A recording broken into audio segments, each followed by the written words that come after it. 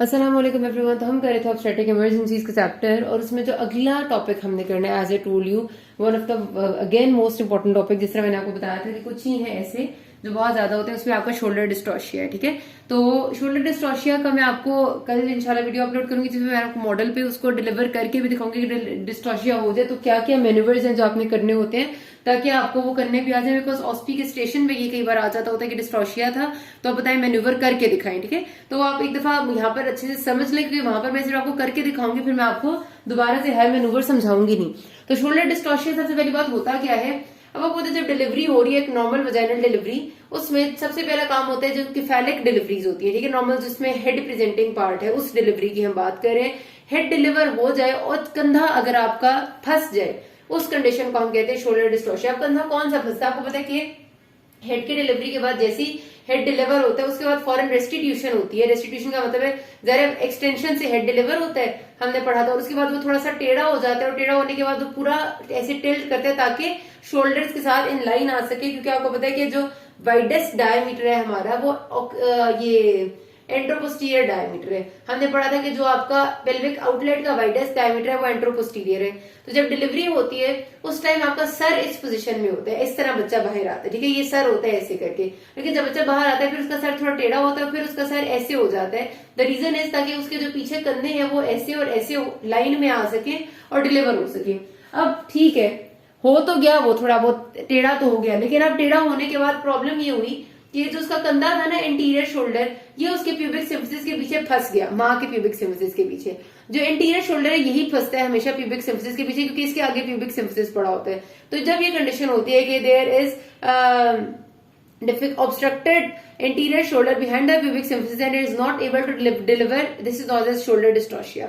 अच्छा, इसको आप किस तरह से आपको अंदाजा होता है कि जैसी डिलीवरी होती है ना, उसके बाद बच्चे का सर बजाय इसके कि मजीद बाहर आए, और पूरा सर बाहर आने के बाद जाहिर है उसे वापस तो नहीं जाना होता ना, सर बाहर आने के बाद ऐसा ऐसा कंधे बाहर आने की बारी है। बल्कि क्या होता है कि सर जिस तरह टर्टल नहीं होते, आपने देखे कि टर्टल सर बाहर निकालते हैं और एकदम से सर अपना अंदर कर लेते हैं अपने शेल के अंदर, बिल्कुल उसका उस तरह ही ना ये वाला बच्चा जब इसका सर डिलीवर हो जाता है, तो क्योंकि इसका कंधा फंसा हुआ होता है ना, तो इसका सर दोबारा से अंदर जाने की तरह से ना वापस जा सा रहा होता है। चला तो नहीं ज्यादा जाहिर है क्योंकि कंधे फंसे हुए हैं पीछे, लेकिन ऐसे अंदर जाने की कोशिश करते हैं। उसको हम कहते हैं turtle sign. Turtle sign is characteristic feature कि कंधे फंसे हुए हैं, शोल्डर डिस्ट्रोशिया है, जिसकी वजह से उसका कंधे डिलीवर नहीं हो पा रहे। तो एक बात आप याद रखना कि आपका बहुत इंपॉर्टेंट ऑस्पी के स्टेशन का एक क्वेश्चन अगर मतलब आपसे कोई पूछ रहा हो, या फिर वाइवा का क्वेश्चन होता है कि what is the difference between shoulder dystocia and obstructed labour.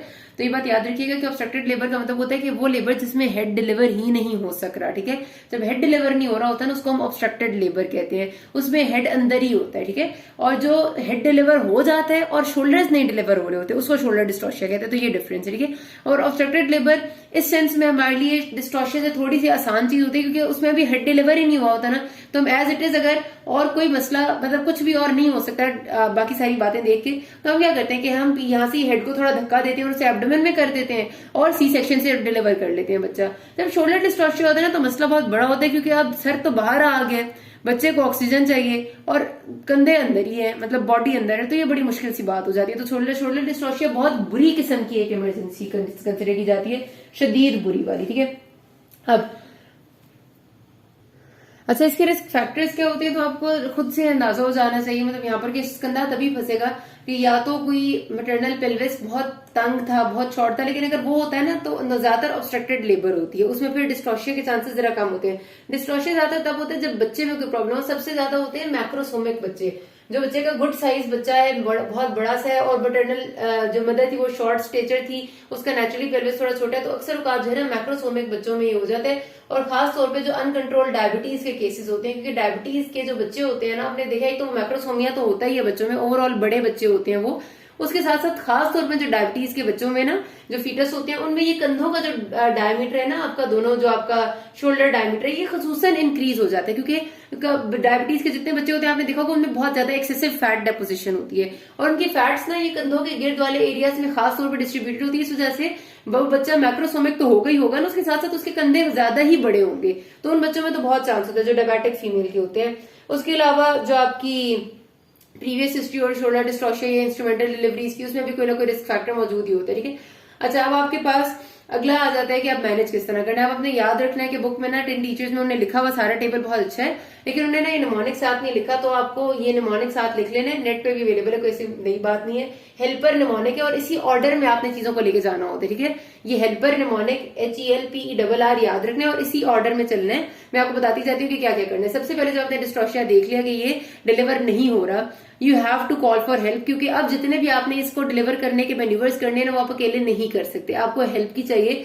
कम से कम आपके पास 2 बंदे होने चाहिए, एक जो आपके साथ मैन्यूवर्स परफॉर्म कराएगा और दूसरा वो बंदा होता है जो टाइमिंग कर रहा होता है। टाइमिंग करना इस वजह से जरूरी है क्योंकि बच्चे का जब सर डिलीवर हो जाता है, इसके बाद आपके पास 5 से 7 मिनट का टाइम है कि आप बच्चे को ठीक ठाक डिलीवर करा लें।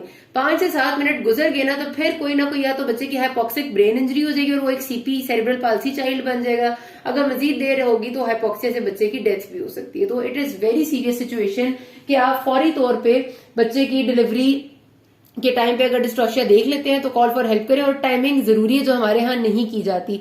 आपने हर मैनूवर को 20 से 30 सेकंड से ज्यादा नहीं देना होता ताकि 5 मिनट में आप हर चीज करके अगले पे चले जाएं। 30 सेकंड्स अगर एक मैनूवर को करते हुए आपको हो गए और कोई रिजल्ट नहीं मिला, you have to go to next one, ठीक है। This much important. तो अब आपने सबसे पहले कर ली कॉल फॉर हेल्प और अपने पास आपने सारे वहां पर जो जब भी कोई वार्ड में या लेबर रूम में डिस्ट्रोशिया का केस होता है ना, सारा का सारे जहां वहां पर बंदे ना फौरन एक्टिव हो जाते हैं क्योंकि इतनी सीरियस सिचुएशन है। मैं आपको पहले बता दूं, ठीक है। जैसे आप हेमरेज को कहते हैं ना, हेमरेज से समझ लें कि ज्यादा इमरजेंसी हमें इसमें चाहिए क्योंकि इसमें 5 मिनट का टाइम है। अच्छा, आपने सबसे पहला काम क्या करना है इसके बाद कि एपिजियोटमी देनी है फीमेल को। अगर अभी तक आपने एपिजियोटमी नहीं दी तो एक वाइड एपिजियोटमी दे अच्छी सी। हो सकता है कि एपिजियोटमी देंगे तो जरा डायमीटर बढ़ जाएगा तो खुद ब खुद ही बच्चे का सर डिलीवर हो जाएगा। फीमेल को एज पे फौरन ले आना है, मतलब टेबल की एज पे उसको इसलिए ले आना है ताकि आप मैनूवर्स आसानी से परफॉर्म कर सकें। एज से मुराद है कि उसको मतलब बेड की एक साइड पे ले आना क्योंकि आपने डिफरेंट मैनूवर्स करने हैं। और उसके साथ आपने उसके ब्लैडर को फौरन एम्प्टी करना है क्योंकि फुल ब्लैडर के साथ करेंगे तो आपके ऊपर उसके यूरिन के आ जाने के बहुत ज्यादा चांसेस है, ठीक है। एम्प्टी करना है ब्लैडर को, कैथेटराइज कर ले चाहे तो, या कैथेटराइज करने का इतना टाइम नहीं होता है। एम्प्टी करें एंड देन एच पे ले आए फीमेल को। असल में जो ई का मेन इसका मकसद है वो एपिजियोटमी है। एपिजियोटमी दी, नहीं डिलीवर हुआ, अगला काम करना है। अगला काम क्या करना है, इससे L stands for basically elevation of legs, मतलब इसमें लेग्स एंड एलिवेशन आती है तो इसलिए एल इसके लिए लिखा हुआ है। इसमें करते हम क्या है कि आपको पता है मदर ऑलरेडी डिलीवरी के टाइम पे लाइथोटमी पोजीशन में होती है। उसी लाइथोटमी पोजीशन में हमने उसकी दोनों टांगों को मजीद फ्लेक्स करना है। मजीद फ्लेक्स का मतलब है कि बिल्कुल इतनी ज्यादा नी जॉइंट पे भी और हिप जॉइंट पे भी इतनी फ्लेक्शन हो कि बिल्कुल उसकी जिस्म चेस्ट के साथ और एब्डोमेन के साथ लग जाए, एब्डोमेन के साथ, ठीक है। और एबडक्ट करना है तो आपने इसको बताना है इसी तरह होता है कि आप दोनों हाथ अपने ऐसे रखते हैं, ठीक है। आपने कहना है कि हमने टांगों को मजीद फ्लेक्स किया क्योंकि आप ऐसे प्रेस करेंगे उसकी लाइथोटमी पोजीशन की टांगों को तो मजीद फ्लेक्स हो जाएंगी और ऐसे करेंगे तो वो एबडक्ट हो जाएंगी। तो आपने फ्लेक्शन और एबडक्शन को हम कहते हैं मैक्रोबर्ट्स पोजीशन। इससे क्या होता है कि डायमीटर्स थोड़े से चेंज होते हैं। थोड़ा आपका जो डायमीटर जब आपकी सर्वाइकल सर्वाइकल कह रही जो आपकी सैक्रल स्पाइन है वो थोड़ी स्ट्रेटन होती है और उससे 90% जो डिलीवरी है ना वो हो जाती है। मतलब इसमें देखा गया कि शोल्डर डिस्ट्रोशिया में 90 to 95% डिलीवरी मैक्रोबर्ट्स मैन्यूवर के बाद हो जाया करती है। इतना ही इसका फायदा है, ठीक है। अच्छा, ये आपका नहीं काम आया। अगला काम आपने क्या करना है, आपने देना है P stand for supra pubic pressure, ठीक है। सुप्रा प्यूबिक प्रेशर में आपने क्या करना होता है कि जिस तरह आप CPR करते हैं, सपोज कर लें कि ये है आपका वो एरिया, सुप्रा प्यूबिक एरिया का तो कोई मुश्किल बात नहीं होती, जहां पर उसका सारा कुछ वो लोकेटेड होता है उसी के ऊपर आपको पता है सुप्रा प्यूबिक एरिया होता है। आप जिस तरह CPR करते हैं ना, ऐसे हाथ के ऊपर हाथ रख के इस तरह आपने अपना हाथ के ऊपर हाथ रख के जोर से प्रेशर देना होता है सुप्रा प्यूबिक एरिया पे। एंड जाहिर है मैंने बताया 20 से 30 सेकंड से ज्यादा टाइम नहीं होना चाहिए। ऐसे वाला, ठीक है, CPR वाले इस अंदाज में। कुछ लोग ऐसे भी करते हैं लेकिन इसका मकसद क्या होता है कि जोर ज्यादा हो। और इससे क्या हम करें, सुप्रा प्यूबिक एरिया पे प्रेशर देने का मकसद है कि प्यूबिक सिफिसिस के पीछे कंधा फंसा हुआ है ना, एंटीरियर शोल्डर, तो अगर आप वहां प्रेशर देंगे तो मोस्ट प्रॉब्ली बच्चा डिलीवर हो जाएगा, ठीक है, कंधा निकल आएगा मतलब उधर से। तो ये हो गया सुपर प्यूबिक प्रेशर देने को हम रूबिन्स 1 पोजीशन या रूबिन्स 1 मैनूवर भी कहते हैं। और ये सारे मैनूवर जिन्होंने इजाद किए थे उन्होंने अपने नामों के साथ इसको रख लिया था। अब अगला, इससे भी काम नहीं बना, E stands for entry manoeuvres. Entry manoeuvres का मतलब ये होता है कि अब आपने कोई ऐसा मैनूवर करना है जिसमें आपने अपनी उंगलियां फीमेल के जो इंट्राइटस है उसके अंदर एंटर करनी है, मतलब वजाइना के अंदर अब आपकी उंगलियां जाएंगी और फिर कोई ना कोई मैनूवर होगा। अब इसमें पहला मैनूवर क्या होता है ये मैं आपको कल जब करके दिखाऊंगी ना तो भी आपको बहुत अच्छा समझ आ जाएगा। अभी आप समझ लें फिर आप देख लीजिएगा कि कैसे करना होता है। अच्छा, अब एंट्री मैनूवर्स में 3 चीजें आती हैं।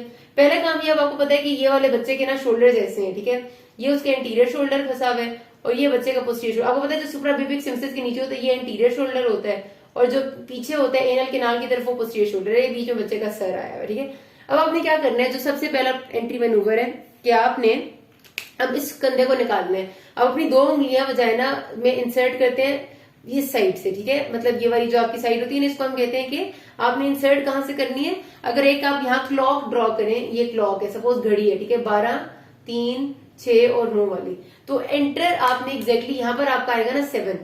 तो आपने अगर एक सुराख की ये 7 o'clock पोजीशन है, तो यहाँ आपका वजाइना का सुराख है, आपने यहाँ पर 7 o'clock पोजीशन पे यानी इस जगह से उंगलियां एंटर करनी होती है, एंटर करके ऊपर लेके जानी होती है, और एंटीरियर शोल्डर यानी ये वाला जो आपका कंधा है इसके पोस्टीरियरली ले आनी होती है, ठीक है। अब ये इंटीरियर शोल्डर का अगला इंटीरियर था और ये इंटीरियर शोल्डर का पोस्टीरियर था, ठीक है। यहाँ 7 o'clock से एंटर की वजाइना में, इंटीरियर शोल्डर की पोस्टीरियर ले आए, और फिर आपने इधर से इस इंटीरियर शोल्डर को इस तरह से प्रेस करना है कि इसका शोल्डर आगे चला जाए अपने चेस्ट की तरफ, ठीक है। जरा बच्चा ऐसे करके लेटा हुआ है तो उसका मुंह आगे है, सर पीछे है, तो चेस्ट आगे ही होगा ना।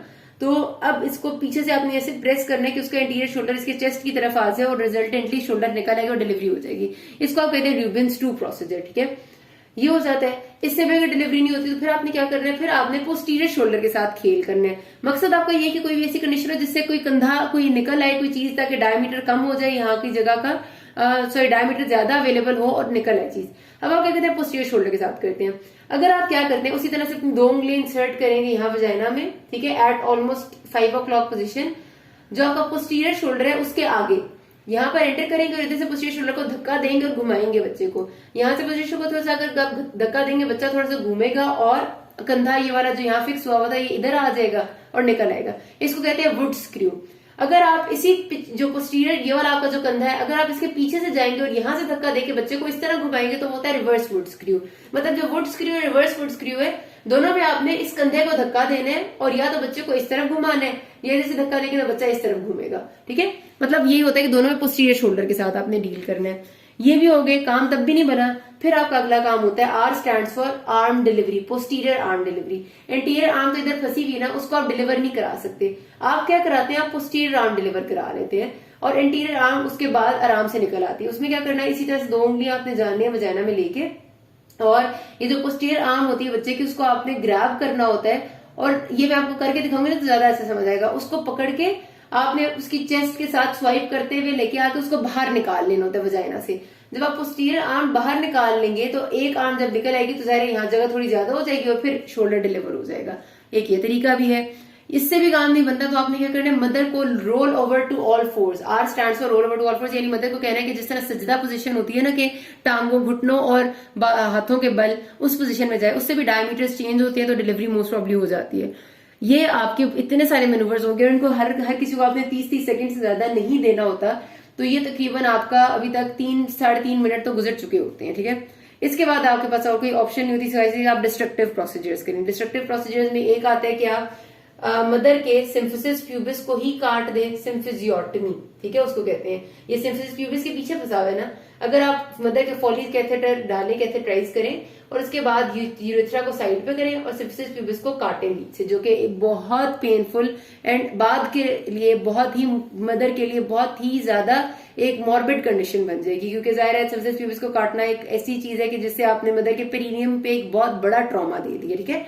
तो ये आपका करना बहुत ही, मतलब मैं कहती हूँ अस्तगफिरुल्लाह किस्म की बात होती है। तो वहां सिम्फिजियोटमी, जाहिर है बच्चा डिलीवर तो कराना है ना किसी तरह। या फिर आप क्या कहते हैं, क्लाइडोटमी, बच्चे के क्लेविकल को फ्रैक्चर कर देते हैं पीछे से। बच्चे का क्लेविकल इधर हल्का सा होता है, फ्रेजाइल होता है, इसको मारते हैं वैसे ऐसे करके फ्रैक्चर हो जाता है। फ्रैक्चर हो जाएगा तो जाहिर फिर डिलीवरी हो जाएगी।